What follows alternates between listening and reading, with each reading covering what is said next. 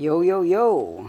For today's video mga kaibigan, mag-i-install tayo ng command start doon sa ating 2010 Acura RDX. So yun yung gagamitin nating command start. Tapos yun nga lang, ang gagamitin nating bypass is ito. Yan. Nakakabit pa doon sa tinanggal nating command start dati sa isang sasakyan natin. So yan.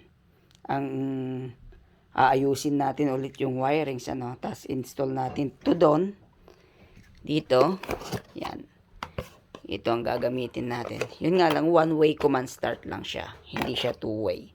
So install natin yan dito, itong command start na yan, the bypass dito, para gumana siya.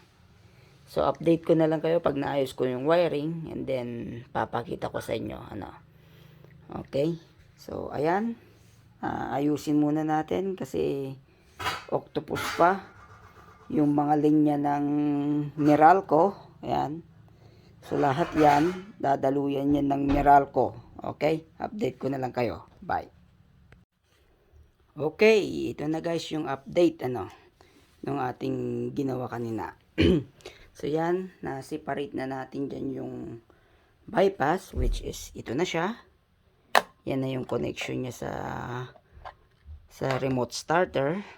And then itong mga wire na to, papunta na to doon sa may ignition switch, sa may immobilizer area.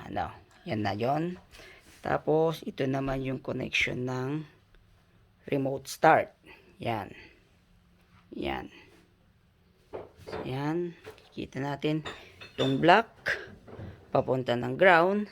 Itong orange na malaki, papunta yan ng accessories. Ito, galing yan ng Meralco. Ito naman, papunta na ito ng ignition. Ignition switch, and then ito yung sa starter. Ito namang orange na mas maliit, papunta na yan doon sa brake switch. Ito namang yellow mas maliit na may fuse, papunta na ito doon sa parking lights. Tapos, ano pa ba? Okay, itong dalawang to, yung purple, papunta yan sa may RPM switch or sa may injector, or pwede rin, tama, sa may injector. Tapos yung isa sa hot switch. Pero hindi muna natin yan ikakabit. Itatry muna natin kung gagana siya, and then huwag na natin kabit yan. Okay. So, pag nagkakabit tayo nito, syempre, susundan lang natin yung mapa. Ayan. Ayan yung kanyang mapa. Ayan. Yan ang susundan natin. And then, yan yung, pero sa itatry natin gamitin tong T-harness na to papunta doon sa may immobilizer area, para hindi na tayo mag-splice doon. Ito na lang yung i-splice natin. Yung mga malalaking wires na yan. Yan. Tapos, pa?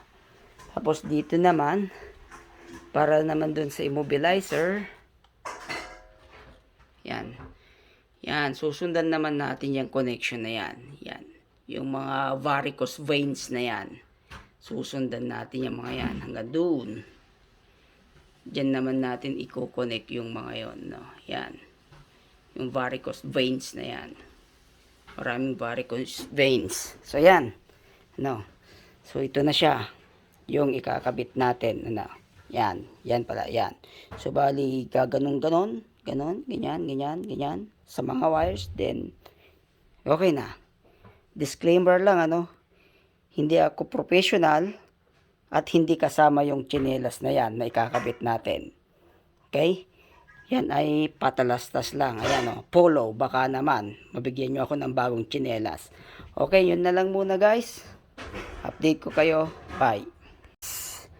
Gumagawa tayo ng sarili nating connector. Ayan. Yan. Para hindi na tayo mag-splice mismo sa sasakyan. So ito. Yan. So, bali sinira natin yung sa dulo ng key cylinder. So ito ang ihihinang ngayon natin dito, no? Yan, ganyan. Hihinang natin isa-isa. Ito pala, binuksan natin yung mga terminals niya gamit yung Dremel. Ayan. Yan yung ginamit natin para mabuksan natin yung mga terminals, ano. So ihihinang ko lang and then papakita ko na lang sa inyo ulit, no? Kasi gagawa lang tayo ng sarili nating connector para hindi na tayo mag-splice sa sasakyan, bali plug and play na lang yung command start. Okay. Ito na guys yung nagawa natin, no, na connector. Yan. So nahinang na natin, okay naman siya. So dito na lang natin i-connect ulit yung command start after, no. Yan. Okay, update ko ulit kayo. Hello again. Ito na yung update guys sa ating ginagawang remote start, ano. So ito na yung remote starter natin, ay handa ko na. Yan, ito yung itong black. Ito yung ground. Itong orange na ito na maliit, papunta siya sa brake pedal, ano. Ito namang harness na to, yan din yung ginawa nating isang T-harness papuntang immobilizer. Tapos itong yellow na ito papuntang parking light. And then ito naman yung ginawa nating T-harness papuntang ignition switch, ano. So nakabit na natin yung power kagaya nandyan. So yung dalawang pula, which is ito, pinagsama na natin, kinabit na natin dun sa power din na constant power sa 12 volts, ano. Tapos yung yellow, which is ito, itong isang ito, yan yellow, ikinonik naman natin sa kulay blue dito, papunta naman sa ignition, ano. Tapos yung purple, ito, papunta siyang starter, kinabit naman natin sa yellow, which is yan yung papuntang starter sa kotse. Itong orange na to, hahanapin natin kung saan siya pupunta, no? Kung sa accessories 1 or accessories 2, ano. So tignan natin. So ayan, kikita natin dyan yung mga varicose veins na i-connect na natin. So itatry nating ilagay ngayon sa sasakyan at tignan natin kung gagana siya. Update ko na lang kayo pag naikabit ko na. Okay, update lang, ano, mga katornilyo. Yan. Titignan ninyo, ayan. Naikabit na natin. Yan na yung mga mahirap makita, no. Sandali, medyo po-position ko yung flashlight at saka yung camera. Yan. So yan na yung kinabit natin, no, yung hininang. Ayan. Yan na yung T-harness natin. Yan na din yung T-harness dyan. Tapos ito na rin yung remote start natin. Yan. Na-install na rin natin. Na program na rin natin, ano. So ngayon, try nating pandarin kung gagana na siya. Ito. Try. Yun, gumana na siya. So ayan na, no, umaandar na siya, mga katornilyo, no. Yan, so napagana na natin yung ating command start. Kailangan na lang natin i-reconnect tong iba, no. Yan, so ito na yon.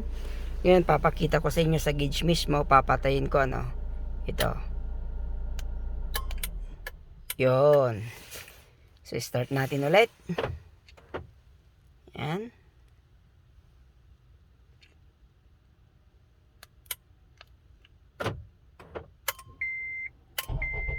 Yon. So okay na. Approve, mga katornilyo, no. Approve na siya. Yan. So bale, kukonektan natin pagka may time tayo, pero sa ngayon, no, tatanggalin muna natin ulit, then balik na lang natin ulit pagka, no, okay na, no. Okay, hanggang dyan na lang. Okay, bye bye.